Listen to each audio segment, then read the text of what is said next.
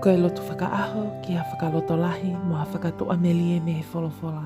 Ka veinga, whakawho'o i a siso. Potu wholofola, kolo se wahe tolu ves hongo fulu.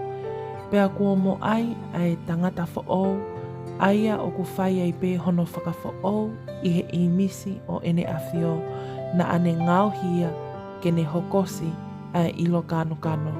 Emeni. Ke tau lotu. Eki siso, whawhetai, pea toi whawhetai hoku lau malie, a e kua usia, a e aho whakakoloa ko e ni. Whanonga mai he wikeni mohono ngahi ngawha whatongia, pea whawhetai, a e ku hao mai, ko e uhipe, ko e tauhi mo e malui he awhiona, a e ku mo ui.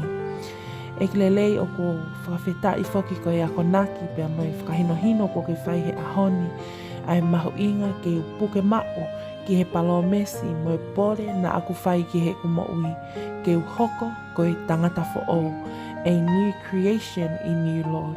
Mau inga ke i piki ki he pore ko ia, pea oa e to iai hatafoki pe sio ki mui, piki pe ki he awhiona, sio whakamamau ki a te koe, whai ho finangalo, he koe pole ia na aku whai ki he kumoui, koe finangalo ia ai awhiona ki he kumoui, o oa te utoi humu, pe o ingofua hoko kakano, kai si aki ai ngahi ulunganga ko ia, kai tu umau e kumoui, ia te koe he taimi kotoa pe, koe toko taha, kua whakafo'ou, ia te koe sisu.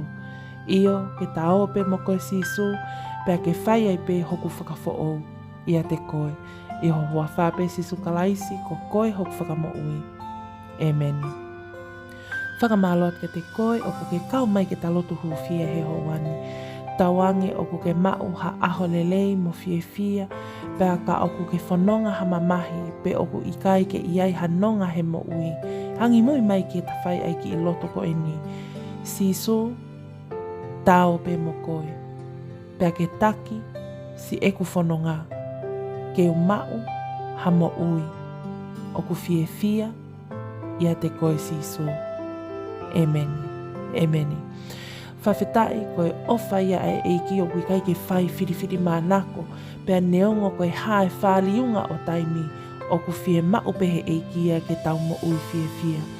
Si i kau ngā taope mo koe siso, our scripture today talks about being a new creation, a born again Christian.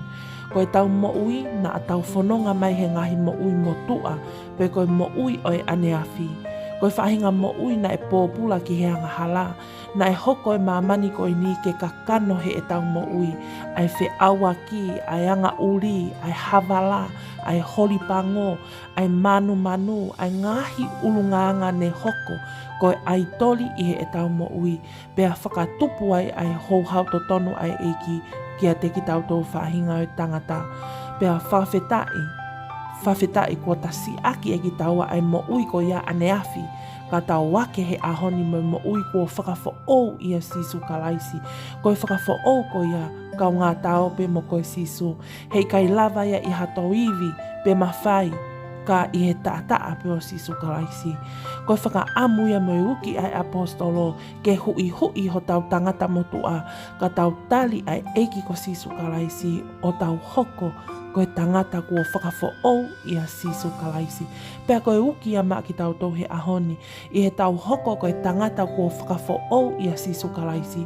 O ikai ke toi whie mau e ke tau toi ta whoki, pea tau toi whoki ki he mo ui motua, ikai. Oa e toi whakaawa hamata pā ki he whiri, pea ke tau excuse ake ai tau tō mohumu pea toi tuu, lele ke a sisu ikai. Koe uki oi ahoni, ta whoki, tui, no turning back. O tau hoko ke tangata who'ou, pea whia mau ke tau nofo mau ai e tau tui mo i ngā ue, mo i whalala ki hono iwi mawhi, aki ai lotu, mo i lau wholofola, ke ne taki ho tau hala, mo si e tau whanonga. Tala monuat ke te mo tau hono kotoa pe, ngahi ngā ue pa mo i ako, me ngahi ngawha kotoa pe, ke tau whai, ke tau ke i lalaka i pe, koe tangata who'ou, kua pole ene mo ui, ke whai ai whina ngalo o eiki. Amen. Thank you to you all who have joined and subscribed to this channel. If you're new here, welcome. Don't forget to subscribe. That way you're kept up to date on daily prayers of hope and encouragement from the Bible. Also check out the description box below for all links to our social media platforms as we provide daily devotions and ministry for the youth and young couples. Thank you and God bless.